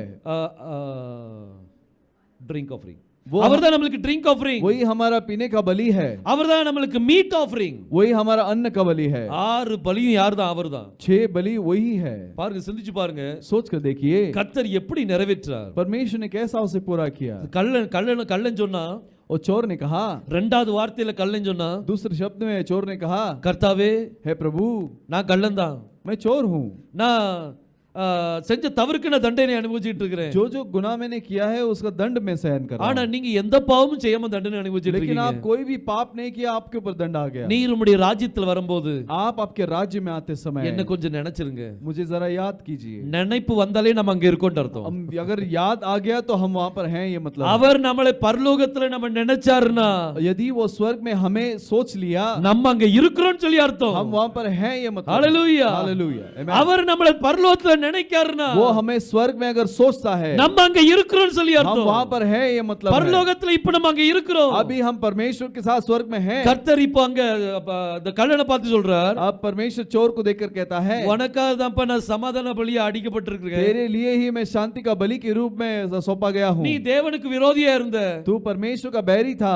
இன்னைக்கு நீ என்னோடு கூட பரதேசில் இருப்பாய். आज तू मेरे साथ परदेश में होगा. அங்க சமாதானத்தை உருவாக்குறார் वहाँ பாருங்க. मिलाप को उत्पन्न करता है. இன்றைக்கு நீ என்னோடு கூட பரதேசில் இருப்பாய். आज तू मेरे साथ परदेश में होगा. பரதேசிக்கு ஹீப்ருல என்ன தெரியுமா? परदेश का हिब्रू शब्द क्या है? பரதேசினா ஏதேன் தோட்டம்னு சொல்லி அர்த்தம். परदेश का मतलब एदेन वाटिका. இன்றைக்கு நீ என்னோடு கூட ஏதேனில் இருப்பாய். आज तू मेरे साथ एदेन वाटिका में होगा. எந்த ஏதேனிலிருந்து ஆதாமும் ஏவாளும் துரத்தப்பட்டார்களோ, जिस एदेन वाटिका से आदम और हवा को भगाया गया, அதே ஏதேன் தோட்டத்தில் நீ இருப்பான்னு சொல்லி वही சொன்னார். एदेन वाटिका में तू होगा करके बोला. அவர் நம்மள நினைச்சா போதும், वो हमें सोचेगा तो काफी है. நம்ம அங்க இருப்போம். हम वहां पर होंगे. கர்த்தர் நம்மள அங்க கொண்டு போவார். परमेश्वर हमें ले जाएगा. அவர்தான் நம்மளுக்கு பாவ நிவாரண பலி. वही हमारा पाप का बलि है. அவர்தான் நம்மளுக்கு குற்ற நிவாரண பலி. वही हमारा गुनाह का बलि है. அவர்தான் நமக்கு சர்வாங்க தகன பலி. वही हमारा ओम बलि है. அவர்தான் நமக்கு சமாதான பலி. वही हमारा मिलाप का बलि है. அவர்தான் நமக்கு பான பலி. वही हमारा अन्न का बलि है. அவர்தான் நமக்கு தகன பலி. वही हमारा होम बलि है. Drink offering. वो हमारे लिए पीने का बलि है. அடுத்தது और बलि हो गया. பாருங்க எல்லா பலியும் அவர்தான். वो सारा बलि वही है. ஒவ்வொரு பலி எந்த பலியை நீ எடுத்தாலும் कोई भी बलि को ले लीजिए, அந்த பலி யெகோஷுவாவை தான் குறிக்கும். वो बलि यहोशुआ को ही बताएगा. பாருங்க ஒரு வசனத்தை வாசிங்க. एक वचन को पढ़ेंगे. கொலோசியர் 2ஆம் அதிகாரம். कोलोसी का किताब दूसरा अध्याय. கொலோசியர் 2ஆம் அதிகாரம். कोलोसी का किताब दूसरा अध्याय. அதுல 14ஆம் வசனத்தை வாசிங்க. उसमें 14 वचन को पढ़िए. நமக்கு எதிரிடையாகவும் கட்டளைகளால் நமக்கு விரோதமாகவும் இருந்த கையெழுத்தை குலைத்து அதை நடுவிலிராதபடிக்கு எடுத்து, 16ஆம் வசனத்தை வாசிக்கலாம். ஆகையால் போஜனத்தையும் பானத்தையும் குறித்தாவது, பாருங்க போஜனத்தையும் பானத்தை குறித்தாவது பண்டிகை நாளையும், இப்போ போஜனமும் பானமும் சொல்லி சொல்லப்பட்டிருக்குது. अब यहाँ पर बोला गया है कि खाने और पीने, இந்த இது எது குறிக்குன்னா போஜன பலி பான பலி. ये क्या बताता है? ये खाने के अन्न के बलि को और पीने के बलि को बताता है। இது பலிகளை பற்றி அவர் சொல்றார். ये बलि के बारे में बताया जाता है। போஜன பலி பான பலி, अन्न का बलि और पीने का बलि। இன்னும் வாசிக்கலாம். और पढ़ेंगे। பண்டிகை நாளையும் மாத பிறப்பையும் ஓய்வு நாளையும் குறித்தாவது ஒருவரும் உங்களை குற்றப்படுத்தாது இருப்பாராக. இந்த பலியை குறித்து யார் உங்களை குற்றப்படுத்த கூடாது. ये बलि के बारे में कोई अपने ऊपर गुनाह नहीं बताना। இன்னைக்கு யாராவது நம்ம பலி கொடுத்துட்டு இருக்கோமா? आज हम कोई बलि देते हैं क्या? யாருமே பலி கொடுக்கிறது இல்ல. कोई भी बलि नहीं देते। அப்ப இத குறித்து யார் நம்மள குற்றப்படுத்த கூடாதுன்னா इसके बारे में कोई हमको बलि नहीं देना है। அவர் நமக்காக பலி ஆயிட்டார். वो हमारे लिए बलि हो गया। யெகோஷுவா நமக்காக பலி ஆயிட்டார். यहोशुआ हमारे लिए बलि हो गया। அதனுடைய அடுத்த வசனத்தை பாருங்க. अगले वचन को हम पढ़ेंगे। அவைகள் வரும் காரியத்துக்கு நிழலா இருக்கிறது. பாருங்க, பைபிள் சொல்லுது, कलाम कहती है இந்த போஜன பலி பான பலி எல்லாம், ये भोजन का बलि और अन्न का बलि, இது வரும் காரியத்துக்கு நிழலா இருக்குது. आने वाले चीजों के लिए एक छाव है। வரும் காரியத்துக்கு நிழல். आने वाले चीजों के लिए छाव। அப்ப பழைய ஏற்பாட்டுல அவங்க செஞ்ச பலி எல்லாம், जुने करार में जो बलि दिया गया, அது புதிய ஏற்பாட்டுல அதுதான் நிஜம். वो जुने करार में वही सच है। அது அவங்ககிட்ட அது ஒரு ஷேடோவா இருந்தது. वो उनके जमाने में वो छाव था। ஆனா இன்னைக்கு நமக்கு அது நிஜமா இருக்குது. आज हमारे लिए वो एक सच है। நிஜம் யாரு? सच कौन है? இன்னும் வாசிங்க அந்த வசனத்தை. அவைகளின் பொருள் கிறிஸ்துவை பற்றினது. और उसका जो बातें हैं वो मसीह का है। सो भोजन बलि बान बलि और अन्न का बलि और पीने का बलि, இந்த பொருள் யாரை பற்றினது? ये सारे चीज किसके बारे में இது है? எல்லாம் கிறிஸ்துவை பற்றினது. सब मसीह के बारे में है। பாருங்க, யெகோஷுவா இந்த காரியத்தை செய்றார். यहोशुआ इन चीजों को किए। இந்த 7 பலியை அவர் நிறைவேற்றினார். 7 बलि को भी उसने पूरा किया। பாருங்க, இந்த 7 பலிகளை ஒவ்வொண்ணா நம்ம பார்த்தோம். देखिए, 7 बलि को एक एक करके हमने देखा। அதோடு கூட 7 வார்த்தைகளை நம்ம இணைச்சோம். उसके साथ हमने 7 शब्दों को जोड़ा। பாருங்க, மூணாவது வார்த்தையை கர்த்தர் சொன்னார். तीसरे शब्द को परमेश्वर ने कहा। மரியாளை பார்த்து கர்த்தர் சொன்னார், मरियम को परमेश्वर ने कहा, ஸ்திரீயே அதோ உன் மகன். हे स्त्री, और तेरा बेटा। அதே மாதிரி யோவானை பத்தி சொன்னார், वैसे यूहन्ना को देखकर कहा, அதோ உன் தாய் அப்படின்னு சொல்லி वो சொன்னார். तेरा माथा। பாருங்க, எப்படி ஒரு தாயை அப்படி தனியா விட்டுட்டு போகல. वो देखिए कैसे एक माँ को ऐसे छोड़कर नहीं गए, தன்னுடைய சீஷனையும் தனியா விட்டுட்டு போகல. और अपने शिष्य को भी छोड़कर नहीं गए। ஒரு சபைய, ஸ்திரீனா சபை, एक स्त्री मतलब कलीसिया, இந்த சபையை யோவானுடைய கரத்துல கொடுத்துட்டு इस போறார். कलीसिया को यूहन्ना के हाथ में सौंप कर जाता है। யோவான் யாரு? यूहन्ना कौन है? யோவான் ஒரு சீஷன். यूहन्ना एक शिष्य है। அப்ப இவர் என்ன செய்யறார் அப்படின்னா, ये क्या करता है? இந்த சபையை ஒரு சீஷனுடைய கையில தான் ஒப்பு ये கொடுக்கிறார். कलीसिया को एक शिष्य के हाथ में ही सौंपता है। அப்ப சபை யார் கையில தான் இருக்கணும்? कलीसिया किसके हाथ में होना चाहिए? உண்மையான சீஷ கையில இருக்கணும். सच्चे शिष्य के हाथ में होना चाहिए। யூதாஸ் காரியத்துல போய் மாட்டிக்கிட்டுன்னு வைங்க, यूदास इस्करियोत के हाथ में फंस गया। அவர் அந்த சபையை யூதாஸ் காரியத்தை கொடுக்கல. वो परमेश्वर ने उस कलीसिया को यूदास इस्करियोत के हाथ में नहीं தன்னுடைய दिया। மார்புல சாஞ்சிக்கிட்டு இருந்த அந்த யோவான்ட்ட கொடுத்தார். अपने छाती में जो हमेशा टिका हुआ था यूहन्ना के हाथ में दिया। இந்த அசைவாட்டும் பலி இருக்குல்ல, ये जो धूप का बलि जो है, இது ஒரு ஆட்டினுடைய மார்பை அதை சுட்டு और एक बकरे के सीने को जलाकर அதை அசைவாட்டுவாங்க. उसे धूप चढ़ाते हैं। பாருங்க, யோவான் அவருடைய மார்புல சாஞ்ச ஒரு சீஷன். और यूहन्ना उसके सीने पे जो हमेशा अपने सर को रखता था, वैसा शिष्य है। அந்த சீஷனுடைய கையில தான் சபையை கொடுக்கிறாரு. उस शिष्य के हाथ में ही कलीसिया को देता है। இன்னைக்கு அசைவாட்டும் பலியும் அவர்தான். आज धूप का बलि भी वही है। யோவான் அவருடைய மார்புல சாஞ்சிக்கிட்டு இருந்தான். यूहन्ना उसकी छाती पर सर को टिकाता था। யெகோஷுவாவுடைய மார்புல சாஞ்சிக்கிட்டு இருந்தான். यहोशुआ के छाती पर टिकाया हुआ था। எவ்வளவு அருமையான ஒரு சம்பந்தம் பாருங்க. वो कितना अद्भुत चीज है, देखिए। அசைவாட்டும் பலியும் அவர்தான். और जो धूप का बलि, அந்த அசைவாட்டு பலியில 2 காரியத்தை செய்வாங்க. धूप के बलि में 2 चीज करते हैं। ஒன்னு பிரஸ்டையும் அவங்க அசைவாட்டுவாங்க, तो छाती को भी वहां धूप चढ़ाते हैं, அடுத்தது அங்க ஷோல்டரையும் அசைவாட்டுவாங்க. और दूसरा जो है कंधे को भी धूप चढ़ाते हैं। அவர் மூணாவது ஒரு வார்த்தை சொன்னார். तीसरा उसने एक शब्द कहा, தன்னுடைய மார்புல சாஞ்சிட்டு இருந்த அந்த யோவானை பார்த்து சொன்னார், मैं अपने छाती पर जो हमेशा सिर रखता था उस योना को देखकर அதோ कहा, உன் தாய். वो तेरा माता।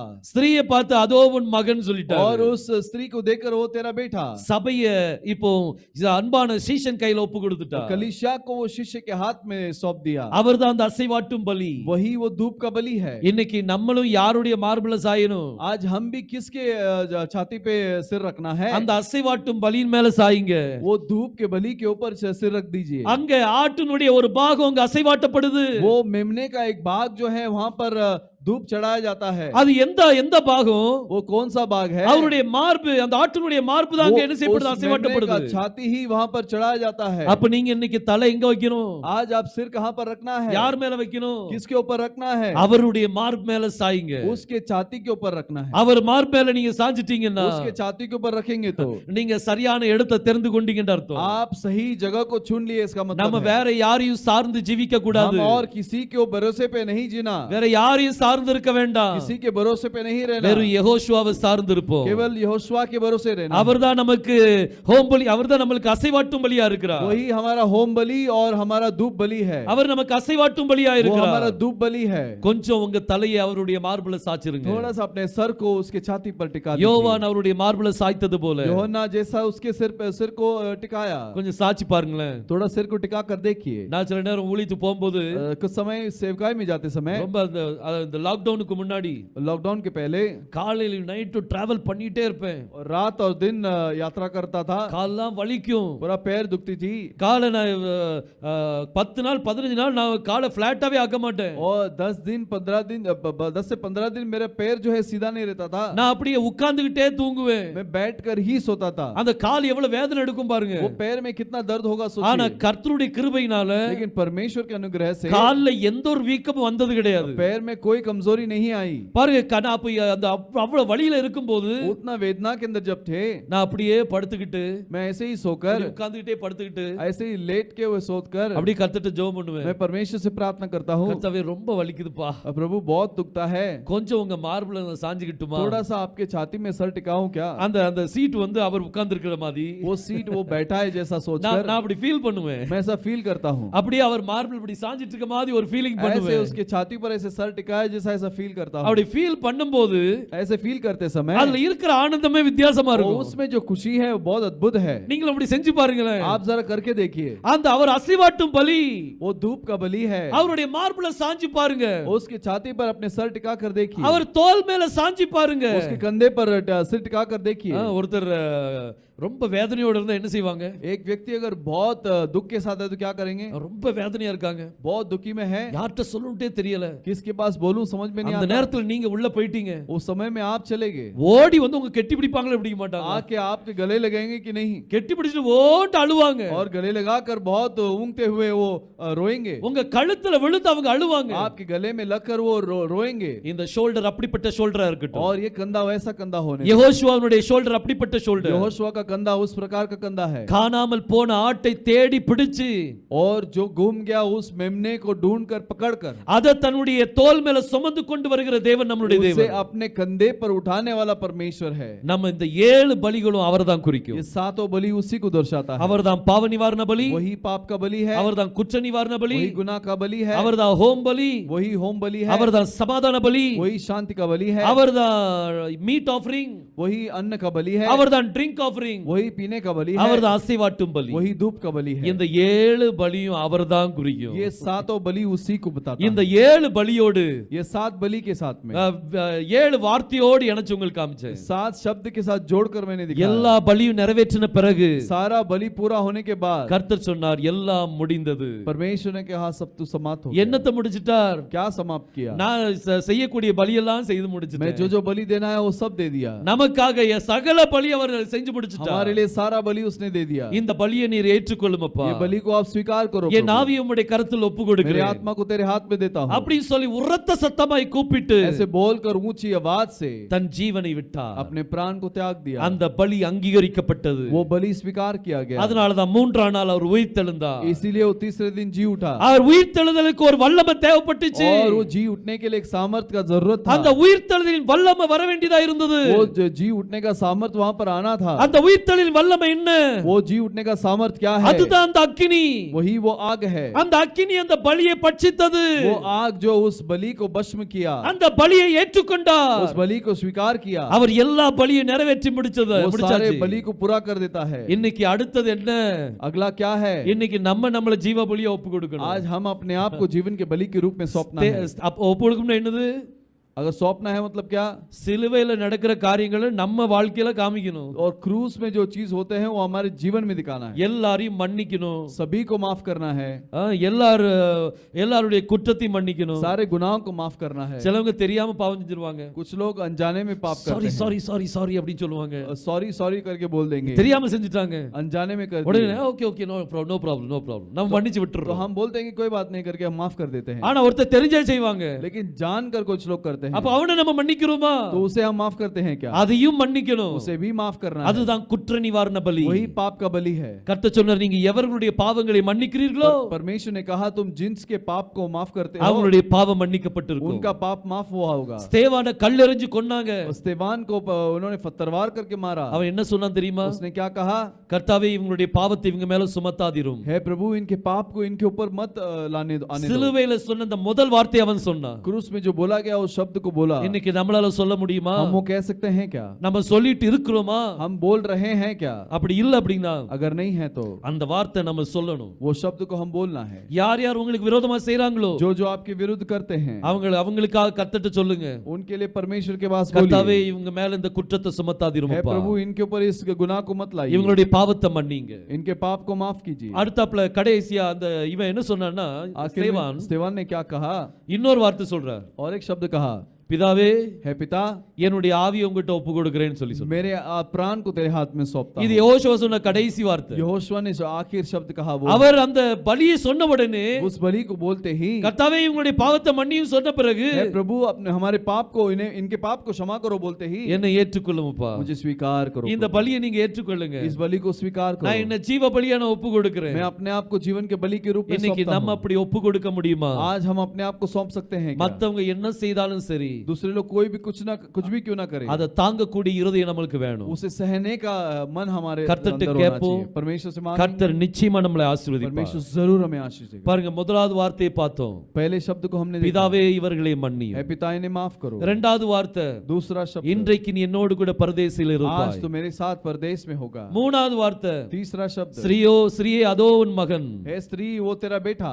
நாலாவது வார்த்தை, चौथा शब्द, ஏலி ஏலி லாமா சபக்தானி. एली एली लामा सबक्तानी। அஞ்சாவது, पांचवा, தாகமா இருக்கிறேன்னு சொல்லி मैं சொன்னார். प्यासा हूं करके बोला। ஆறாவது, और छठवा, எல்லாம் முடிந்ததுன்னு சொல்லி सब சொன்னார். कुछ समाप्त करके बोला। ஏழாவது வார்த்தை, और सातवां वचन, பிதாவே என்னுடைய ஆவி உம்மிடத்தில் ஒப்பு हे கொடுக்கிறேன். पिता मेरे प्राण को तेरे हाथ में இந்த सौंपता பலியை हूं। நீங்க ஏற்றுக்கொள்ளுங்க. इस बलि को आप स्वीकार பாருங்க, करो। இந்த 7 பலியும் கர்த்தருக்குள்ள ये நிறைவேறும். 7 बलि भी परमेश्वर के अंदर पूरा நம்ம होता है। இன்னைக்கு தியானிச்சது आज हमने जो ध्यान किया நமக்குள்ள எல்லாமே நிறைவேறணும். हमारे अंदर पूरा होना चाहिए। அவருக்குள்ள நிறைவேறுச்சு, उसके अंदर पूरा हुआ, நீங்களும் அதை நிறைவேற்றணும்ல.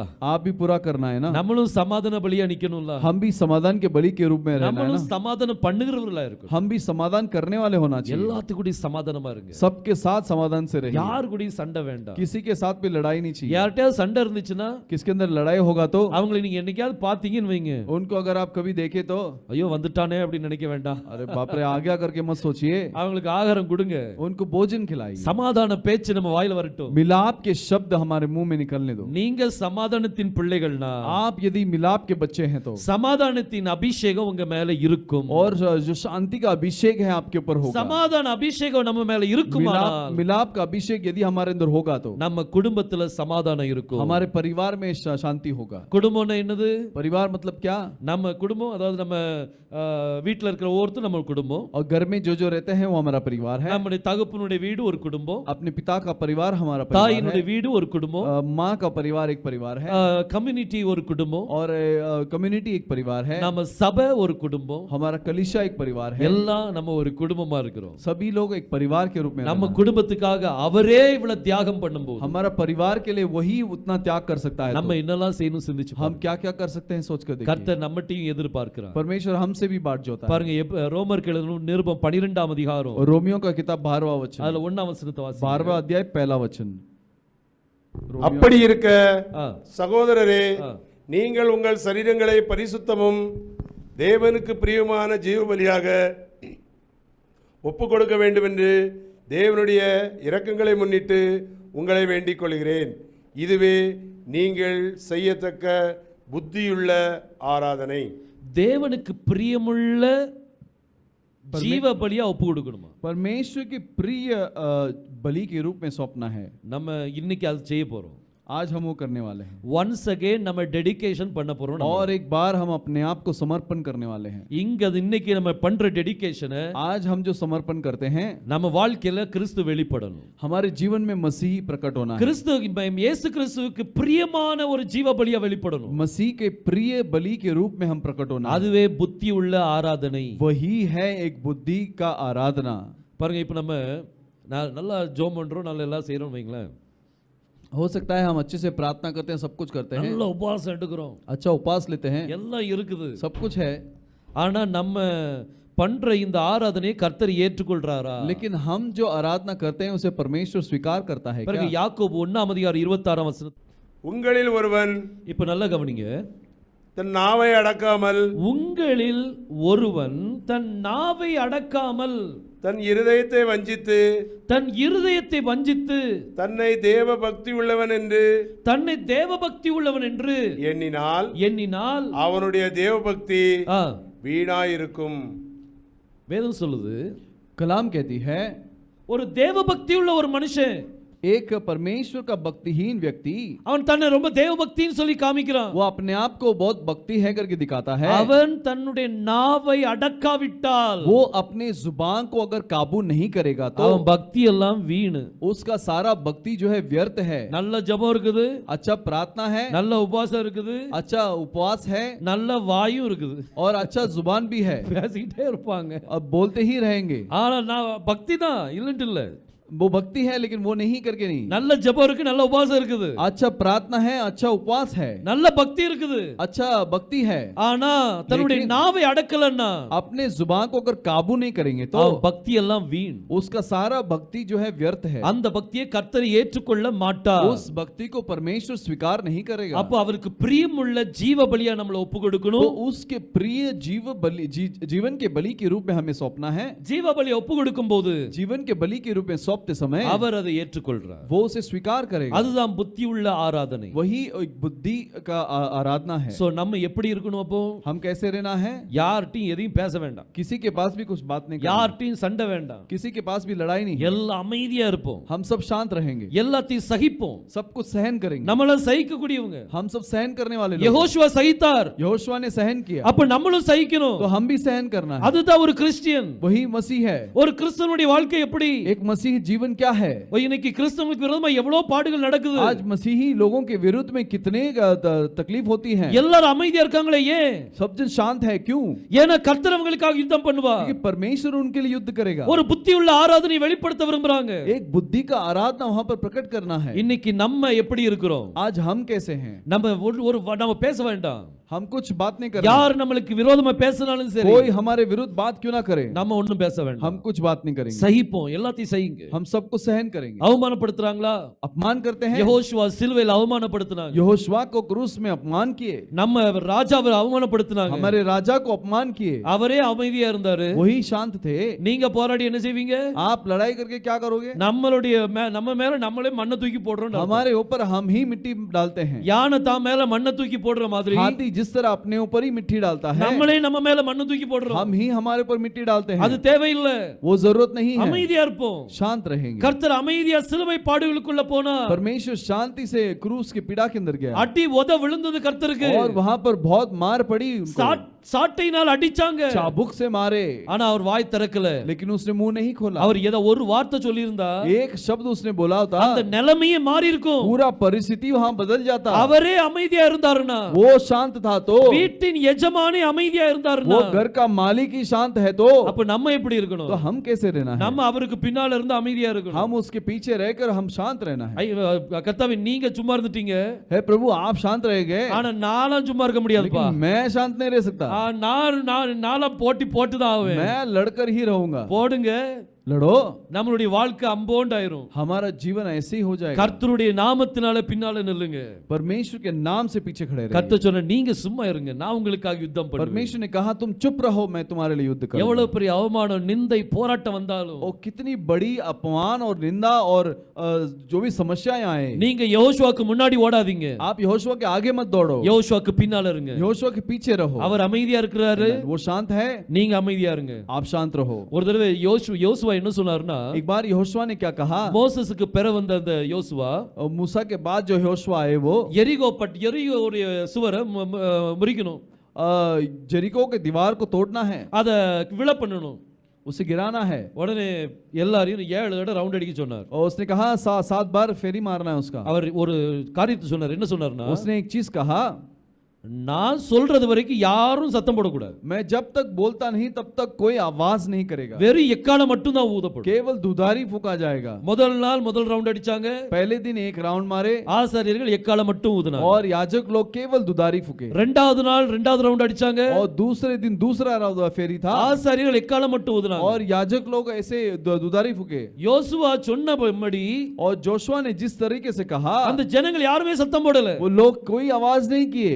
7வது நாள் 7 ரவுண்ட் அடிச்சாங்க, और 7वें दिन 7 बार घूमे। அதுக்கு பிறகுதான் யோசுவா சொன்னார், उसके बाद ही योशुआ ने कहा, எல்லாரும் உரத்த சத்தமா கர்த்தரை துதிங்கன்னு சொல்லி और சொன்னார். सब जन ऊंची आवाज से परमेश्वर की आराधना करो। எல்லாரும் கர்த்தரை துதிக்கும் போது सभी लोग परमेश्वर की आराधना करते समय, அப்போ அங்க சுவர் விழுந்தது, और वहां पर दीवार टूटकर गिरी। அதே மாதிரி वैसे ही யோசுவா எதுவரைக்கும் சும்மா இருக்க சொல்றாரோ அதுக்கு அமைதியா இருங்க. यहोशुआ जब तक आपको शांत रहने के लिए कहता है, शांत रहिए। அவர் உங்களை சண்டை போட சொல்ல மாட்டார், वो आपको लड़ाई करने के लिए नहीं बोलेगा, அவர் துதிக்க சொல்லுவார். वो आपको धन्यवाद करने के அவர் लिए बोलेगा। துதிக்கும் போது उसको जब धन्यवाद करते हैं, எரிகோவின் கோட்டை விழும், जेरिको का दीवार गिरेगा। உங்களை சுற்றி இருக்கிற பிரச்சனைகள் விழும், आपके चारों ओर की समस्याएं गिरेगी, உங்களை சுற்றி இருக்கிற போராட்டங்கள் விழுந்து போகும், आपके सारे समस्याएं गिर जाएगी। நீங்க எந்த ஒரு அவமானம் உங்களுக்கு விரோதமா வந்தாலும் சரி, आपके विरुद्ध कोई भी अपमान क्यों ना आए, யோசுவாவை நினைங்க, यहोशुआ को सोचो, அவரையே சிலுவையில் அவமானப்படுத்தினாங்க, उसको ही क्रूस पर अपमान किए। நான் அவருடைய பிள்ளை, मैं उसका बच्चा हूँ, நான் என்ன செய்யணும், मैं क्या करना है। அவர் அமைதியா இருந்தது போல நானும் அமைதியா वो இருக்கேன். जिस तरह शांत था, आप भी शांत रहो। செஞ்சு பாருங்க,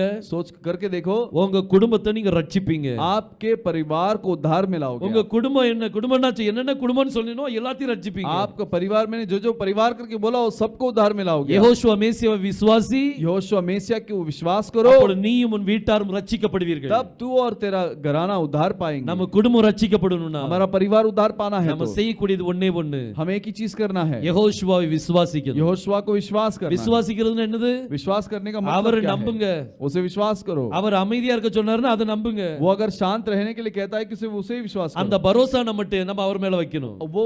वो भरोसा उसके ऊपर रखना है, அந்த ஒரு நம்பிக்கை அவர் மேல வைக்கணும். वो विश्वास को उसके ऊपर रखना है। இன்னைக்கு நம்மளுடைய வாழ்க்கையை சிந்திச்சு பாருங்க. आज हमारे जीवन को सोच कर நம்ம देखिए। இன்னைக்கு 7 வார்த்தைகளை आज हम 7 शब्दों 7 பலியோடு இணைச்சோம். 7 बलि के साथ में संबंध किए। அந்த பழைய பாட்டுல சொல்லப்பட்ட பலி எல்லாம் அது ஒரு நிழல், जुना करार में जो भी बताया गया कुर्बानी, वो सब एक छावनी है, அதனுடைய பொருள் கிறிஸ்துவை பற்றினது. और उसका मतलब जो है मसीह का है। இன்னைக்கு நம்ம இந்த 7 பாயிண்ட் நம்ம பார்த்துட்டோம். 7 चीजों को हमने देखा। கர்த்தர் சித்தமானால் यदि परमेश्वर का इच्छा हो, ஒவ்வொரு ஆஃபரிங்க பற்றியும் எபிரேய மொழியில என்ன சொல்வாங்க, हर एक जो दान है उसे हिब्रू भाषा में क्या बोलते हैं, அதனுடைய டீகோடிங் என்னன்னு சொல்லி வீடியோல நீங்க உங்களுக்கு கிடைக்கும். उसका डिकोडिंग क्या है करके वीडियो के माध्यम से आपको मिल जाएगा। கர்த்தர் நிச்சயமா ஆசீர்வதிப்பாராக. परमेश्वर जरूर आशीष दे। நம்ம தலையில் தாழ்த்தி நம்ம हम ஜெபிக்கலாம். सरों को झुकाकर प्रार्थना करेंगे।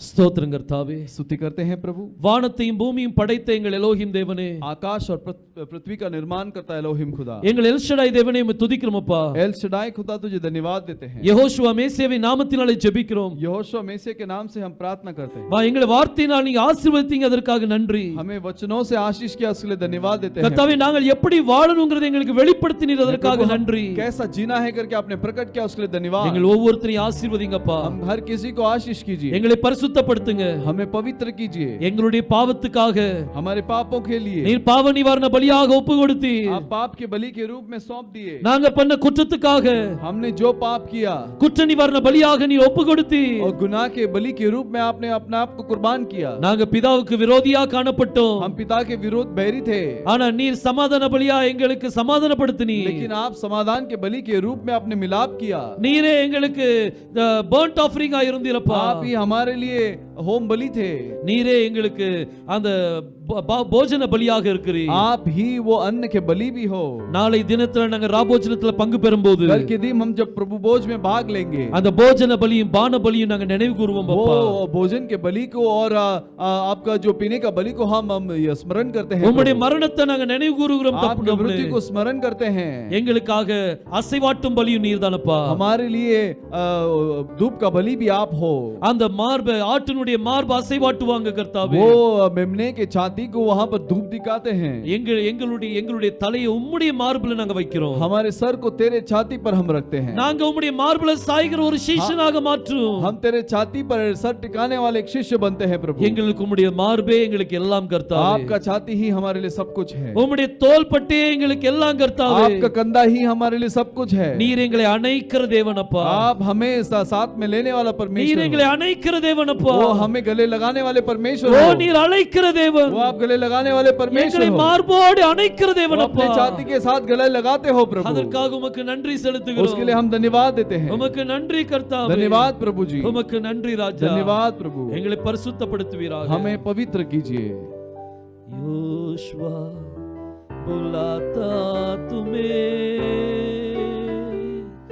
योशुआ बुलाता तुम्हें, बड़ी चाहत से तुमको बाहों में लेने, योशुआ बुलाता तुम्हें,